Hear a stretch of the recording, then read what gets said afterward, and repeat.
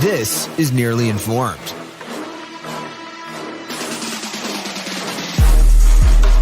What's up? This show's called Nearly Informed now. That's right. Nearly Informed. My name is Brad bitches! Nolan. I'm Brad Nolan. That's Brian Moote yelling bitches. Well, yeah, I was just trying to emphatically let him know. That's right, bitches! The Brian Moote show with Brad Nolan is dead. Well, I mean, it's a same show, better name, better concept. Yeah. I mean, we just changed the name. You know what? I had that written down here, but it was in the fine print. Oh, the same show, Yeah. different name? It'll be more organized now, guys. The idea is this comes out semi-regularly, almost daily. I'd like to say daily, but... Borderline daily. Before we get into the show today, we're going to talk Halloween, trick-or-treating, Whitey Bulger, famed mob boss from Boston, dead, parking ethics. I got a story about that. I think I alienated... Let's just say it this way. I made an enemy in the building, I think, in my parking antics. Uh-oh. But first, breaking news! Alec Baldwin has been arrested. Breaking news! Breaking news! Actor Alec Baldwin arrested Friday for assault related to a dispute over a parking spot. Now, my parking antics are far more passive. They didn't lead to fisticuffs. We'll get into that later in the show. But apparently, he punched a 49-year-old in the face. And how old is Alec Baldwin now? Like 60-something? They don't say, but he's got to be in his late 50s. Yeah. I mean, I think he's the oldest Baldwin. Or whatever. He's the most famous one, Yeah. so he's the only one we really care about. He's in custody. He's in the 6th precinct, and their charges are pending. I'm assuming this guy who got punched in the left jaw is going to drop the charges. Well, because there will be a little secret, hey, listen, let's not do this. But, I mean, the damage is done in terms of he seems like a crazy person. How are you worth that much money? I'm gonna guess Baldwin's net worth at $60 million. $60 million. That's what I'm guessing. Are you looking it up? I'm going to look it up right now as we speak. But how do you not... Like, I just don't understand how you let your rage get the best of you to that extent. Let's play a little game. Hold on. All right, ladies and gentlemen, time to play the game. How much is Alec Baldwin worth? Brad, go ahead. It's weird going from myself to myself. Yeah, you're throwing yourself. Yeah. That is odd. I'm going to say $42.3 million. Brian, what's your guess? I guess $60 million. All now, right. I just found out that Stephen Baldwin's worth $500,000. Oh, poor Not guy. the net worth we're looking for here. Oh. And the answer is $65 million. Whoa! $65 million. That punch is going to cost him at least $1 million, don't you think? Yeah, 1.3, I would guess. I mean, the problem is, though, that he's going to, he just... Plus medical bills. I mean, when does Trump weigh in? That's the question. When does he get When does Trump involved get... in You that? know Trump is getting in on this. There's no way Trump is going to let Alec Baldwin arrest go untweeted about. If he already hasn't tweeted about it. I'm not convinced that he hasn't. I'm going to look up that. If you don't know why Trump would be so into this, Alec Baldwin plays Trump on SNL frequently and is one of his biggest non-supporters. It's the worst impression I've ever seen. Yeah, but it's just close enough to be fine. No talent, Alec Baldwin. I mean, just quickly before we get into Halloween stuff, because I like to talk about Halloween and how different our Halloweens were, Brad. Yeah, very. Being a father and me not. I just want to say, Trump is taking trolling. Now, granted, he's doing a lot of other stuff, too. I don't want to talk about that. It's just a debate. Okay. But he's taking trolling to a new level. Like, this dude, just do you think he can't troll as much as he already has? Like, he tweeted a picture that has "Sanctions are coming, November 5th," and it's just a painting of him walking, and they're using the Game of Thrones font. Oh, my goodness. That's great. I'm not kidding. That's on the official... Oh, my gosh. It's pinned on his Twitter. This dude is unbelievable. You know what? I have a healthy amount of respect for that. I mean, this one. Now, Yeah. granted, there's been a pretty racist attack ad that he tweeted. Not a fan of that. Yeah, that's but not this usually one, good. "Sanctions are coming," is just some second level trolling from an intern, and he just saw that. I was like, boom, king of the North, king of the North. Do you think that's what it was? Like some intern made it, sent it, and he Hell was yes. like, "Hell yes, post that to my Twitter right now." A millennial made that for sure. All right, Brad, let's get into this. Trick or treating. Trick or treating, baby. Declan is 4. Yes, Your my daughter's 4. Yeah. And she, this is the first year I'm really kind of realizing that she's super into it. I mean, she's been talking about it. She's gone through different ideas for costumes, what she wanted to do. It's been a long coming thing for her. I mean, I was laughing. She came into the radio station the other day before I got here, which isn't hard. I get here like 5:50. Right. But she was in here in her princess getup. Yeah. And that wasn't even going to be what she was going to trick or treat with, but you could tell she had that vibe like kids on Christmas, where I'm sure you did this at one point in time in your life, but you get up at like 1:30 in the morning because you went to bed and you woke up and you're like, Christmas time! And they're like, exactly. No. Like, presents aren't even out yet. Well, it was funny. It was actually more, I got to give this girl credit. My 4-year-old daughter is nothing but like efficient. Like the night before, she goes, it's like earlier than her bedtime. She goes, hey, Daddy, I probably need to go to bed. I want to get up early tomorrow so I can go give candy to our friends at your work. And, what a sweetheart. and I was like, oh, that's cool. And then she's already in that phase that you're not supposed to get into until you're in college, which is 3 different costumes on Halloween. So she went to school as Cinderella, and then she ended up going trick or treating as Wonder Woman. She was her overarching costume was sorority girl. Right, exactly. The theme sorority girl theme. I've got one for every day, Dad. Yeah, it's fine. That's great. And so you didn't actually hand out candy though. You just went. No, we didn't. We just went and took candy. We live in an apartment, so we didn't know what that vibe was going to be like anyway. So that's weird. We went right down the street from our apartment, across the line from middle class to upper class, is a great neighborhood. That's what's crazy about LA though. Is like the neighborhoods can go like that. Like you drive down one street and it's just apartment buildings. It's my building where you don't really want to trick or treat. A lot of tricks there. A lot of people turning tricks. No treats. One corner, I do remember that one corner near your spot. Yeah. Lexington and Mansfield. Now, listen, I don't begrudge anybody their hustle. And these large individuals, they're very tall, black women. Mm-hmm. I know that's what they identify as, for sure. They work that corner hard, and they are my size people. And they're very nice. Yeah, Brian's 6'4". And he's a big dude. I talk to him in the mornings when I park on the street. I'm like, hey, how you doing? They're like, good. I'm like, all right. I'm going to work. They're just coming home. Right. They're just getting done. My brother and I, Patrick, he lives in a different part of L.A. He's kind of like fancy adjacent too. So you get into those like neighborhoods that are super fancy in LA, and like I saw a pirate ship built in someone's yard. Yeah, I mean that's the cool thing about this neighborhood near us, and I wouldn't say they're upper class because it's LA, right? Because you can always go higher. So like upper middle. So from our middle class to upper middle was a whole different vibe in the yards. Like there were mazes people had to go through to get to the front door. I mean, come on. It was a whole thing. I mean, some of it was cute, some of it was legitimately like we can't do that because my daughter's terrified. Yeah. So it was like a weird kind of mix. Also, it seems like. I mean, the greatest trick ever would be to make a maze that just puts you right back out on the street. You don't have to give away any candy. That would be awesome. It'd be amazing. My brother and I bought like $65 in candy. Not one person stopped by, which makes sense. His house is behind an apartment building. I don't know what I was thinking. It's behind a place that's behind a place. It's like back. You have to know where Pat lives to know where Pat lives. It's a bummer though because like when you don't have kids. Halloween night, like the actual night of Halloween when it falls on a weeknight, is just so boring. It's just so lame because nothing like you're not gonna. We didn't go out. We went and got pastor tacos from a taco truck and drinks at a dive bar.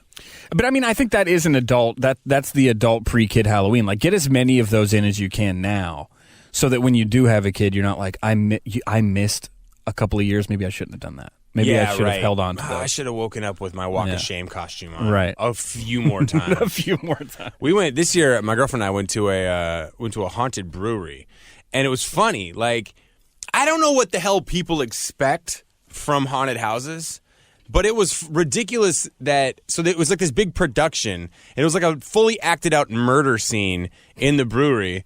And people were like, man, this is not even worth it, dude. It's like $30 for free beer. And I'm like, it was a choreographed murder scene with like a I Know What You Did Last Summer type bad guy. And then there was like blood flying everywhere. I was like, why? What did you expect? It's not actually haunted, you jackasses. I think it's cool when you go do stuff like that, though. I think that the people who put that stuff on are weird as hell. Like, what are you doing with your life that you found yourself acting out this horror situation? Right. But I totally respect it. I think it's the theater kids that ended up working at Best Buy, and once a year they get to go do their thing. The could be the theater Yeah, grown-ups. yeah, it's awesome. All right, coming up next, parking ethics, Brad. I need to know if I was a jerk or not. Find Nearly Informed on Instagram and Twitter at Nearly Informed. NearlyInformed.com.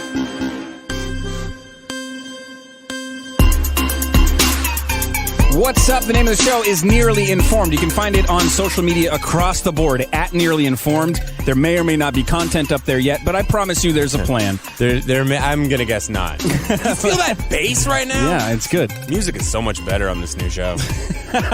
You mean it's not sad rock and roll music? No.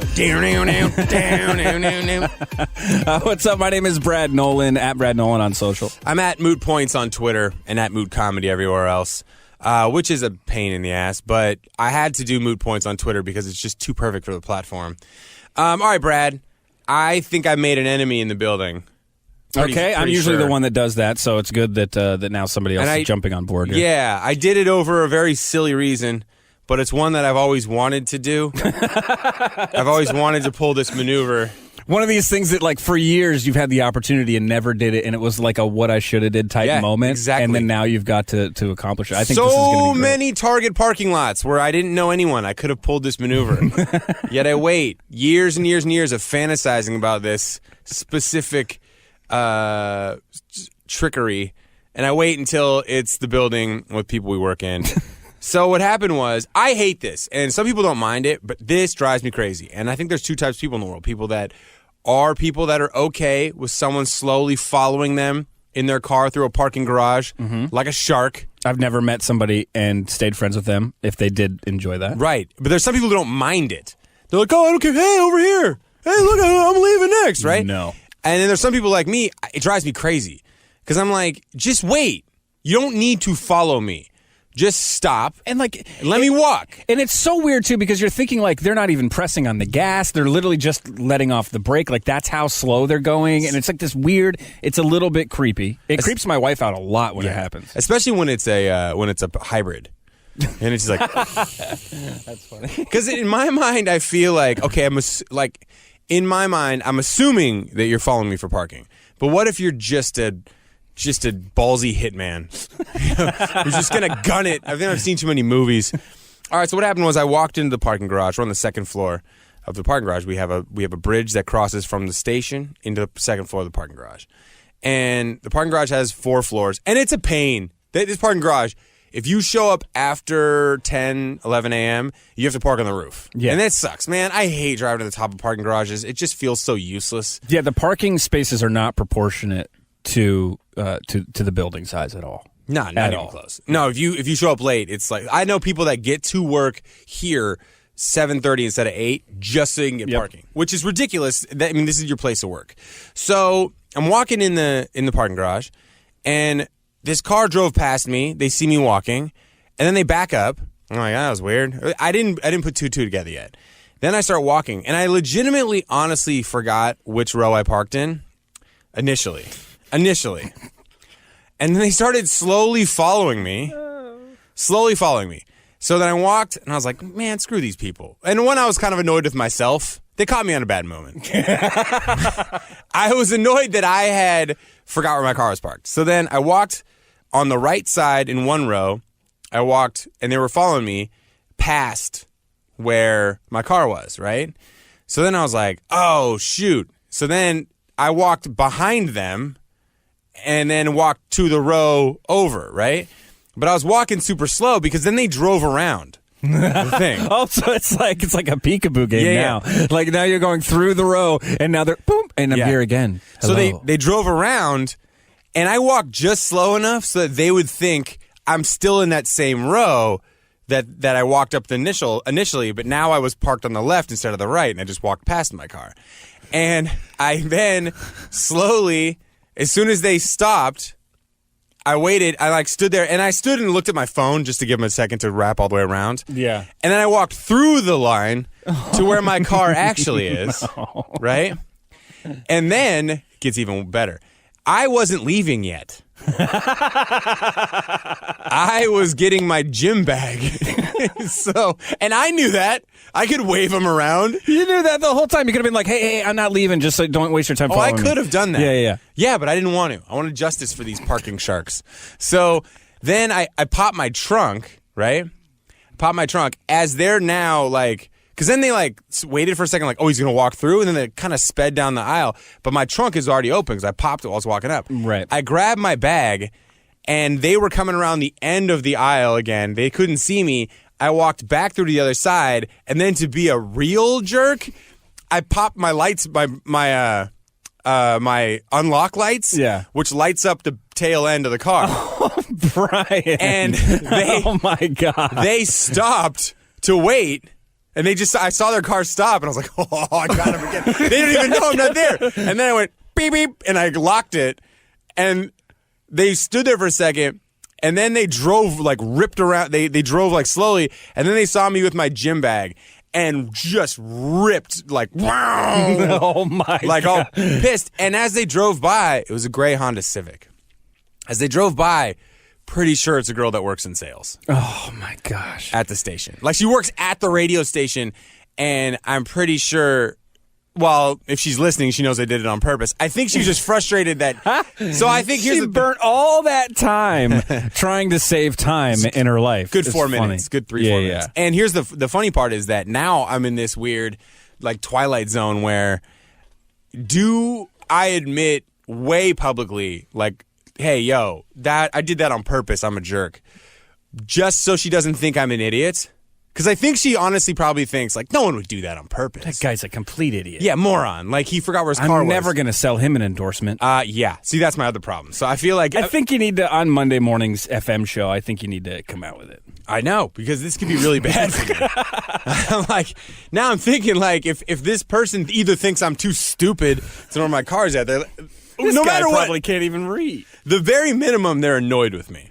Like, they're like super annoyed with me. And they think about it every single time they park their car. And you know what's the worst part is that, well, I wasn't leaving anyway, so it's not like I did anything wrong in that regard. But the worst part is that it would have been right after lunch. They're probably like, busy day. They just got back. I'm like, oh! And they're like, oh, yes, someone's leaving. And then I'm like, no, I'm not leaving. And now they got to go all the way to the roof. It's going to take them another 10, 15 minutes. And it just feels longer, even though it's not. Yeah, no. It's funny how sometimes, speaking of time, I think sometimes you're doing something that you're hating, and it feels like an hour, and then you're like, oh, it took me 7 minutes? Yeah, it feels like a million. Yeah. It feels forever. But that person comes to work every day since that. When did this happen?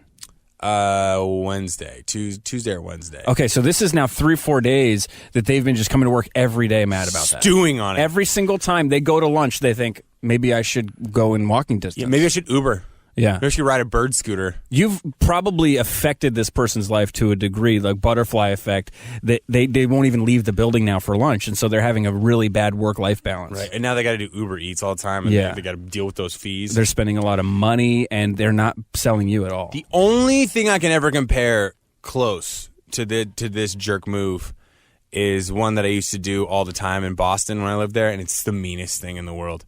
It is every time, because this parallel parking spaces are super, super small, and they're hard to find. So every time in my neighborhood, I don't know why I thought this was so funny, I would just stand on the sidewalk where they were parking with my arms folded, just like I was an inspector.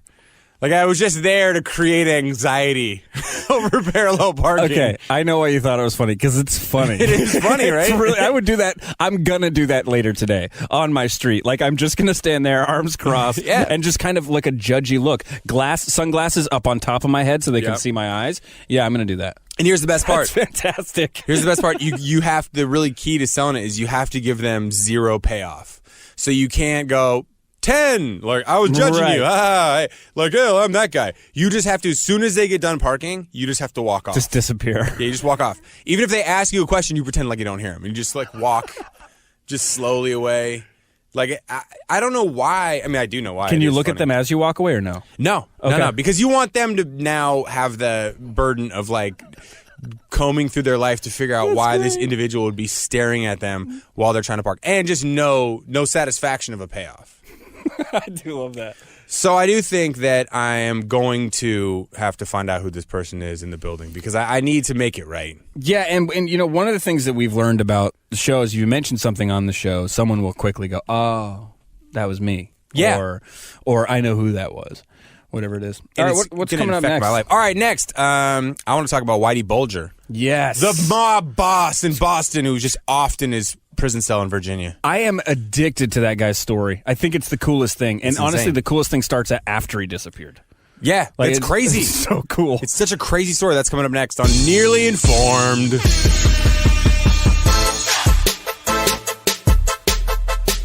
What's up? The show is called Nearly Informed. My name is Brad Nolan. I am Brian Moote, everybody. You can find us on social at Nearly Informed. All right, Whitey Bulger, one of the most fascinating stories ever. The Departed was based on Whitey Bulger loosely.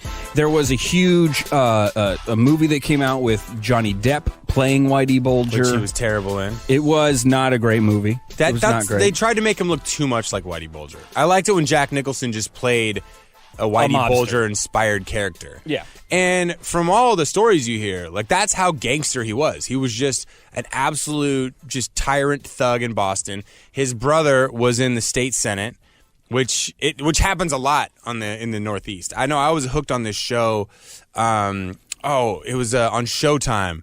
And it was about the I'll remember the name eventually, but it was about the state house in Providence, Rhode Island. And dude, I was hooked on that show too, and I can't remember the name. I don't remember it it's eventually. so good. Yeah, and it's just about the line between politics, law enforcement, and criminals. Yeah. It's just so fun. They all grew up in the same neighborhoods, which is what The Departed tries to portray. It's like, hey, cop or robber. Like, that's what you are. Right. In Boston. Well, Whitey Bulger, the details of the story now, and then we'll kind of go through. We'll like discuss his life and why it's so cool. This is what fascinates me. We think Whitey Ford sings the blues, man. Never really know what it likes to have the blues. Jump around. And we think Whitey Bulger's life is so cool, like being that criminal is so fascinating and so glamorized when it's in a movie. But the real Whitey Bulger, you're like, gross, what a crime, what a criminal. But we romanticize that like weird. Yeah, it's like if there isn't, Dropkick Murphys playing behind him speaking, it doesn't really, it's not as good. Right, he's just a guy who murders people. Yeah. So, Whitey, I'm going to say that all. Whitey Bulger he was arrested in Santa Monica, 4 years ago? 2014. Was it that long ago? 2015, yeah. He had been hiding out for 16 years. He'd been indicted on racketeering, murder charges. Like, he was going to do life. He'd fled Boston. After he'd rolled on everybody. He was an informant for the FBI. Yeah, and then he bounced on all that and just took off. Even from the FBI. Yeah, they were like, "Come on, dude."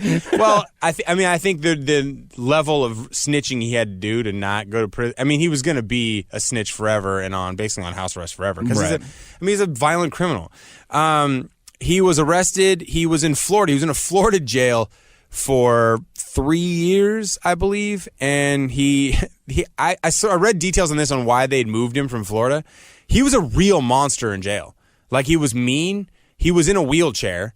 He got written up for masturbating in front of guards. Like, he just wouldn't stop doing that. It's not funny, but when you're that old and you had this kind of life, and you're just going to do whatever you want to do. He'd threaten all the guards. Nothing to lose. So then they move him to Oklahoma. And from Oklahoma, he's having health problems. They deem him okay to be in the general population. So from Oklahoma, they move him to Virginia. And he gets into Virginia on Monday night. Tuesday morning, he's dead. Oh, like, gosh. They didn't mess around at all. He was back in general population. And they have 2 inmates that they're suspecting of it right now. They didn't know if it was mob related until... Then you read the details, and you're like, oh, yeah, it was mob-related. So this is really the first time he's been in general population since he went to prison, basically. More or less. Yeah. More or less. And in Florida, I don't think... The prison he was in Florida, they're all for, like, health reasons and stuff, so it wasn't as general population. People who were, who didn't have the energy to stab anybody. Well, he get stabbed. He got beaten to death with a sock that had a lock in it. They also tried to gouge his eyes out and they tried to cut his tongue out of his head. Yeah, that's because he's a snitch. Yeah, that's the mob thing, clearly. right? Well, they were like, well, we suspected mob-related. And they're like, they tried to gouge his eyes out and take his tongue, which is what they do to snitches. And it's like, yeah, I think we solved that one. Allegedly, it's mob-related. But it is crazy that he was able to live in Santa Monica for 16 years. 16 years, man. And I think here's why. So the Boston crime scene probably still today is got some stuff going on, right? It's deep-seated. Now it's more, I mean, they've now been able to dilute it with real businesses enough that it's very, I know this from living in Boston, but the guys that are like the known crime bosses are all on like house arrest and they can't do anything, but they've invested money in so many things. Now, granted, the level of corruption is still there. Right. Like, Boston is so corrupt. Boston, Chicago, those kind of like old school places are just like that. If you invested all your mob money into garbage pickup, like, you're the one picking up everyone's garbage, and you're also disposing of bodies. Right, exactly. Like, so you're still very convenient. You're still into the crime, and you're into the drugs and stuff, but now you've legitimized it so you can run your own money, launder your own money through your own fake businesses. But I think the thing about that is that Northeast, like, kind of like Boston game is that it's in Boston. Like, it doesn't really spill out into the world too much. I mean, yeah, do they have businesses in Vegas? Do they have businesses in Miami? Yeah, all that stuff. That's fine. But how many people outside of Boston knew what Whitey Bulger looked like even? Yeah, none. You know what I mean? So he can come down to Santa Monica, get a cheap little condo, right? Well, I don't know if it was cheap or not, but he can rent I think he had a condo. A pretty decent pad, because they said when they picked him up, like, he had hundreds of thousands of dollars in cash in the walls. Yeah, with his partner or whatever, his girlfriend, longtime girlfriend or whatever. He lived there with her. But he could walk the streets of Santa Monica, and no one here would even think twice. Right. I would say not even he could walk past an FBI agent, and they wouldn't even be like, oh, that's clearly Whitey Bulger. The guy's, I mean, he just blended in so well. He's and old. Kept to himself. Yeah, he's just an old guy. And old people start to look the same. They do. True. Like, we all start to look the same. No matter what your ethnicity is, everyone just kind of starts to, like, melt into just old, pale, green, gross. Yeah. Hair. Like, there's only certain types of looks for old people. How many times did a police officer help that guy across the street? You know what I mean? Like, oh, hold on, sir. We'll wait for you, sir. Come on through. You know, because in Santa Monica they always have cops in the streets, like, directing traffic because there's so much foot traffic. Yeah, it's like Cartoon Town. Hey, everybody! Exactly. But I can just top imagine, of the morning to you. I could just imagine him like a cop being like, "Come on, sir. We'll hold the light for you. Come on through." And it's just like funny thought in my head. It's wild though that to me, like, the thing that is fascinating to me is that people are like, oh, this Whitey Bulger is a monster. Mm-hmm. But then that Jack Nicholson was so cool in that movie, like, just shooting guys whenever he wants to. I think that's the problem with the movies, right? Is they make it look pretty dang cool. But if you watch the Johnny Depp version, it doesn't sound fun to be a mobster. It just doesn't. It doesn't seem actually fun to be a mobster. I mean, I don't think it seems fun to be a mobster like Jack Nicholson. Man, I'm having trouble with names. Got Jack Daniels, Whitey Ford, and Jack Daniels. Everybody's singing the blues. Poor Jack Daniels. Well, it reminded me of. Have you seen the John Wick movies? Yes. Okay. So John Wick, like, my girlfriend's not a huge fan of just murdery, crazy killing movies. Understandable. Yeah, she just, like, it doesn't really. Action movies doesn't do it for her. It wasn't until they killed John Wick's dog, where she was like, "Burn them all!" Like, she's not a big. You're all gonna die. Oh my god! Like, she'll watch John Wick 2 and 3, still pissed off about the dog from John Wick 1. I'm hypersensitive when I'm watching movies about, like, plot lines, because I'm like, we're in the business of entertainment, and sometimes I'm like, oh, that's an interesting choice. Like, I can't be. I have this inability to be engrossed in a movie, but that's one of those movies. When I saw that, I was like, what a great way to get us to root for this guy. I mean, they killed this puppy he got after his wife died. And that's the thing, his wife died, and my girlfriend was like, his fault. I mean, come on, it's like, he's into that world, he's a hitman, it's like, don't marry a hitman if you don't want to die. Then it's like, puppy dead? Nope. The wrath, the fury. She was glued to the movie, and she's rooting for him. She's like, kill him all. I'm like, this is crazy. She hates him so much. She literally wants, like, she saw him riding a horse, and she was in John Wick 3 in the preview, and she's like, if they kill that horse, I'll watch 10 of these John Wick movies, and I want every person in those stupid movies dead. I want them dead. It's unbelievable. I wonder, why do we care about animal death? It's fictional as much as we care about human death. I mean, look, humans are inherently flawed, and animals are inherently innocent. So when you see an animal die, you're like, wait, why? It could be an animal that just murdered a person, and everyone would be like, do not touch that animal. I'm sure a person made him murder a person. Reasons. All right, to wrap the show out today, I got an interesting study about how many calories are burned in sex. Ooh. And let's talk about daylight savings time coming up on Nearly Informed. Find Nearly Informed on Instagram and Twitter @NearlyInformed. The music on the new version of this show is way better. I like it, man. Yeah. It's Nearly Informed. What's up? My name is Brad Nolan. On social media @NearlyInformed. It sounds like gangster. Yeah. It's got a better vibe to it. We're here to F some stuff up. That's what some it feels stuff like. up and nearly give you all the details on stories, which is why it's called Nearly Informed. I ain't going to read it all, folks. Like that Whitey Bulger story is a perfect example of why we called the show Nearly Informed. I think he was in general population one time a while back, but I'm not really sure. I got a few details. They tried to cut his damn tongue out, all right? That's crime-related.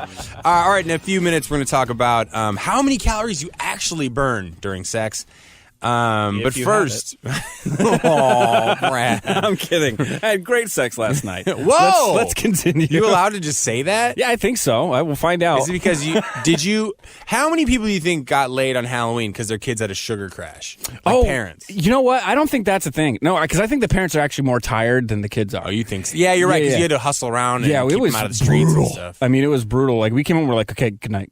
Bye. See you tomorrow. It's bad. But yeah, I think that the night after, though, you make up for it. Right, because then you're rested, they get the candy crash, they're still exhausted. Yep. Well, we're going to get into how many calories that actually burns here in a second, which will be good for you because you're going to meet with Corey Taylor from Fit to Fat to Fit today as your new trainer. Yeah, and you can tell him. You can tell him exactly, and you can tell your wife, Nikki, how long and how many times we guys have to do it to, like, supplement the workouts. Yeah, I'm into that. I got a strategy. I'll bring that up today.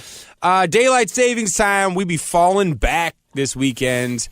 This is so much better than springing forward. That makes me want to hurt somebody when we lose an hour. When we gain an hour, it's like we're just kind of borrowing an hour from the spring, and then we're gonna have to go. That's the most pessimist way to look at it. Mm-hmm. But I do appreciate that outlook on the hour. Some people are anti daylight savings. Me. Time. I mean, the only reason I am pro is because I just don't like it being so dark. Like in the afternoon, I like it to be light out. Get up earlier. No, I already get up early. It's dark then too, man. The days are shorter. That's true. For days like you, or for people like you, who get up super early and go to bed kind of late, it's one of those things that you're just gonna have to deal with it. Dude, I remember in like going to school on Whidbey Island in Washington, in high school, there'd be days where I would go to school when it was dark out. It'd be dark out the entire day, and I'd get out of school and it'd be dark out because I'd go to football practice or basketball practice, so I'd get out at 5, and it's pitch black. And I'm like, this is why people kill themselves up here, because there's never sun. And it's overcast anyway with that thick northwest, like, marine layer, and so there's nothing coming through the clouds. Can I tell you, it's literally why I ended up getting my pilot's license in Washington. So you just fly up. I need to get some sun. Go up there, catch some rays real quick, go back down. You just go check in, make sure it's still there. The I hate people who blame daylight savings time for fails in life. Right. It's like, you're a grown up. Get your act together. Also, like, it's an arbitrary clock change that happens without your body really knowing it. So. To say that it throws you off so much that you completely mess something up is really pure cop out. Yeah, you're a moron. Yeah, you're an idiot. And also, you didn't say. And nowadays, it's even more stupid because we all have cell phones, and the clock on my computer is still on East Coast time, like from the last time. Right. I was there, like, for some reason it updated, and I haven't bothered to change it because no one really cares. I don't look at my stupid computer to know what time it is. Now, I will say this, man: the 90s, you could get caught up because that's when everyone had to change their clocks. You also had to know. Remember before the internet, how big a deal it was. Everyone was like, "Hey, whoa, guys, you know this." fall back this weekend. Do not forget to do this. Like teachers on Friday were like, hey, guys, do not forget to tell your parents to spring forward or fall back or whatever it is. Because if it was word of mouth only, you know? Right. No internet, there's no notifications. It's like once you left school, your teachers didn't know if you were alive until Monday. Exactly. Couldn't follow you on Facebook. Yeah, and then you don't change the alarm clock, and you're screwed. You're actually screwed at that point. Yeah. Now your alarm clock changes itself because it's your phone and you know it. So stop having an actual alarm clock. I remember that at my house, we actually had a thing that we screwed up because of the time change, and we screwed it up in the worst way possible. Because spring forward, you just miss something, right? Yeah. Ah, big deal. Fall back, you're early for something. Right. So I remember Saturday night is when the time change happens. We fall back. I have to go to church at 8 o'clock. Oh, guess what, Brian? You're an hour early for a thing you didn't even want to go to. Like, I remember being so pissed off at my dad, just sitting there going, because no one was there. Yeah. And I go, Dad, no one's here. And he goes, oh, no, daylight savings time. And in my mind, I was like, yeah, we missed church. And I'm like, where are the donuts at? Because that's the only reason we went to church was for the donuts, right? Like a good Catholic, we needed a reason to go, and it was donuts. And good alcohol, too. Yeah, the wine. Depends. It's great, man. You can get turnt as an 8-year-old. And then my dad goes, no, we're early. And I just remember, as a child, vividly wanting to punch him right in the nuts. You just settled into knowing you were going to dislike this man. Yeah, and my mom, here's the fun part. My mom knew. So I got there early for Sunday school, which happens before church, which I'm early for Sunday school anyway. So now I'm 2 hours ahead of church. Oh, man. So now he's like, well, we could go home, but you have it, 45 minutes you'll have. So we just sat around for 45 minutes in a church, an old church that smells like a thrift shop. Like that's what the smell is. That is child death. Sitting around for 45 minutes. Now, as a 31-year-old, please let me sit around for 45. Leave me alone for 45 minutes. I will but as a kid, you'll burn the whole place down. I'll burn 45 minutes sitting on the couch in the office just staring at the whiteboard. For no reason. There's nothing even on that whiteboard. It feels great. Yeah, it's blank. It's a blank whiteboard. It's even better. I can just zone out. Nothing happens. I remember being like, I was so furious at him. I was like, I will never forgive you. And here's the funny part. My mom knew she's like, once you guys drove down the driveway, I looked at my watch that I had set ahead the night or back the night before, and I was like, oh wow, they're leaving way early. But you can't. There's no cell phones. You're stuck. You just had to go. Man, for those days, you just had to trust people were going to show up. Do you remember leaving your house like you're on a date or you got to meet up with friends? You're like, all right, guys, Dairy Queen, 6:30. For real? We're all going to be there? No one shows up? You just sit there for you're there for 45 minutes. Like, I'm pretty sure they're not coming. You're just going to have to leave. You can't text them. You can't tweet at them, got stood up by my friend Brian. You can't do that. And I sometimes wish we could go back to that. I mean, it would be so much better to just be off the face of the earth every once in a while. But just like a landline. Kind of, but can you imagine a world where I didn't know exactly what every loser that I know is doing? At the touch of a button. Sounds amazing. Just to open an app and be like, no, man. You know what? It sounds amazing. Oh, dude, we just had our 6-year friend anniversary on Facebook. Want to go through the pictures in this time lapse? No! The other thing I would really enjoy about that is the conversations it would cause. Hey, Brett, I texted you the thing I want to do on the show tomorrow. I don't do texts. Yeah. I didn't get it. I don't have any texts. God, I don't do text. I don't know what you're talking about. You're gonna have to submit a letter written form. The only other thing that I could not envision like being around anymore is booking travel. Oh, yeah. Like you just had to buy where at a store. You'd have to go through like an agency or show up to the airport and buy your ticket that moment. Or just buy it ahead of time, and then what do you got to hold on to it? Like it's a concert ticket for like 9 months? Like imagine that. You go to the airport, and they're like, do you have the thing we sold you on paper? A month ago? I guess you're not going anywhere. I am pretty bad with paper. That would not work out for me in general. My wife has to go, here's the mail you need to go through, Brad. Keep an eye on it. This is something you need to read.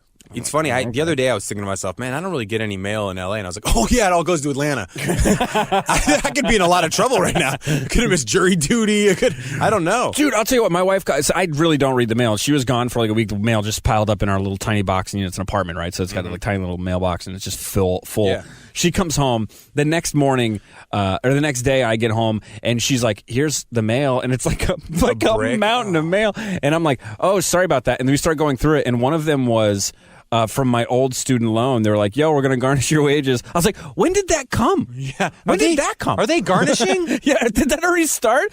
But we ended up stopping it because it was wrong. But it was like one of those things. It was like, hey, babe, have you noticed any garnishing? All right, before we get out of here, let's talk about sex. Yeah, let's talk about sex. So a study has finally come out. I know we've always said sex burns calories. Yes, it do. But don't say it like that. It's just me and you in here. It's weird. Sorry, but the music got me excited. So a study was done. They had 30 couples, all heterosexual couples. So this study does not apply to our friends in the LGBTQ community because they may burn more calories. My guess is they do.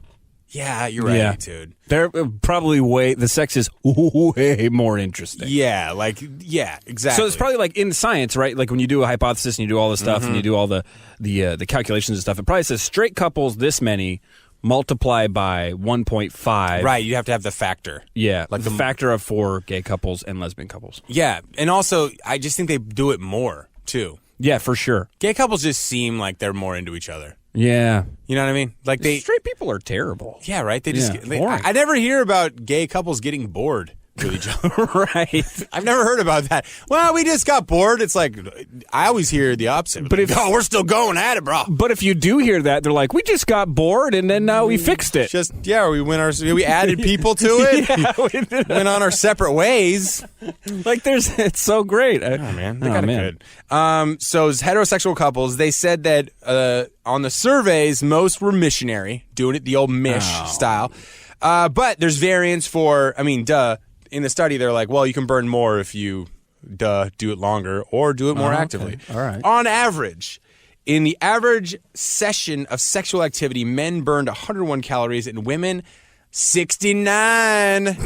They really did, 69 calories. I feel like that's such a low number. Like I was hoping it was going to be like 500, it's a bummer, right? It's 600. It's a real downer of a study because I felt can the walk same the way. stairs once and beat that. Dude, you almost beat that by just trying to live. Yeah. Like just walking around the neighborhood. It's 4.2 calories per minute on average for men and 3.1 for women. But here's the thing, Brad. Here's why I think that it just depends on the type of action you're getting because, you got a bunch of nerds doing missionary who just lay there for a few minutes and just jostle it around. Right. Just to and fro. Just give it a little wiggle. Swing it around.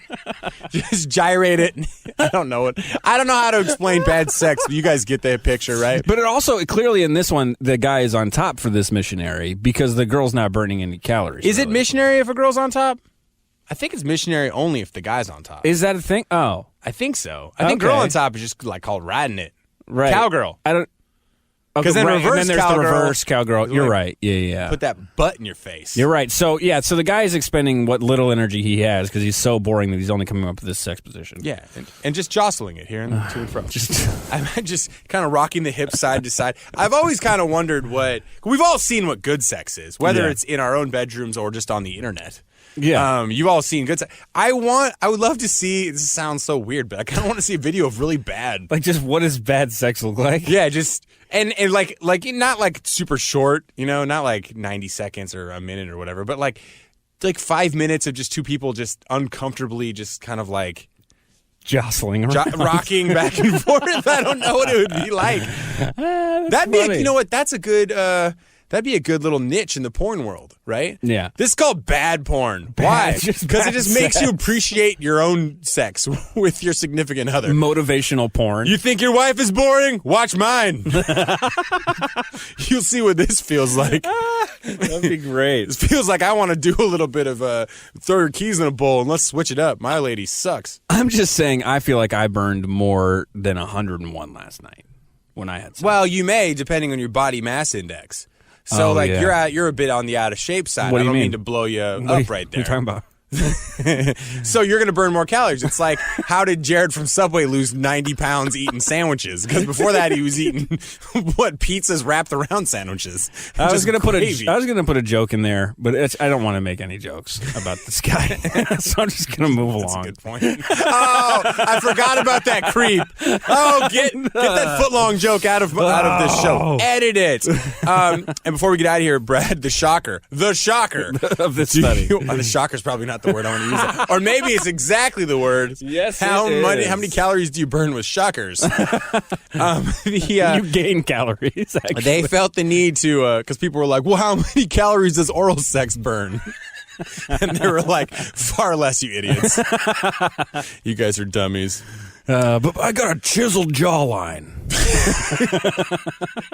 My neck hurts. We've all been there. Maybe. I don't know. Some people haven't gone there. All right, man. I don't know. That got weird at the end, but it was fun. All right, that's going to do it for today, y'all. The show's called Nearly Informed. Find us on social media somehow. At Nearly Informed. You know how to do it. This isn't 1994. This is Nearly Informed with Brad and Brian. If you like this show, find it on the radio.com app and subscribe.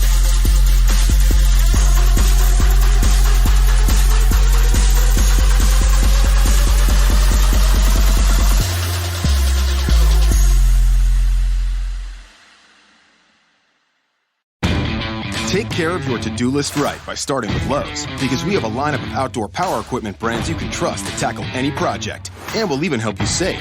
Stop in during Craftsman Days and save $10 on a Craftsman 2-cycle gas leaf blower, now just $99. And clean up with a Greenworks 1700 PSI electric pressure washer, now $89, saving you $30. Whatever you need to conquer your outdoor projects this fall, or any season, do it right for less. Start with Lowe's. Offers valid through 9/25, U.S. only.